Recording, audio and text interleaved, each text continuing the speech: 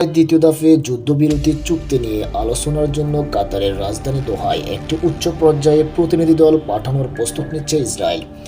ইসরায়েলের প্রধানমন্ত্রী বেনিয়ামিন নেতানিয়াহুর কার্যালয় জানিয়েছেন, গাজায় যুদ্ধবিরতি চুক্তির দ্বিতীয় দফা নিয়ে আলোচনা করার জন্য কাতারের রাজধানী দোহায় একটি উচ্চ পর্যায়ে প্রতিনিধি দল পাঠানোর প্রস্তুত নিচ্ছে ইসরায়েল।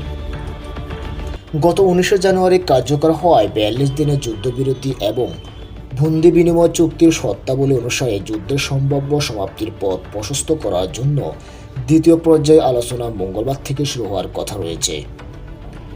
এদিকে যুক্তরাষ্ট্র সফরে গিয়েছেন ইসরায়েলের প্রধানমন্ত্রী বেনিয়ামিন নেতানিয়াহু। সেখানে হামাসের সঙ্গে দ্বিতীয় ধাপে যুদ্ধবিরতি চুক্তির মধ্যস্থতা নিয়ে ট্রাম্প প্রশাসনের সঙ্গে আলোচনা শুরু করবেন বলে আশা করা হচ্ছে বলে জানিয়েছেন ওয়াশিংটনের ট্রাম্পের প্রশাসন কার্যালয়।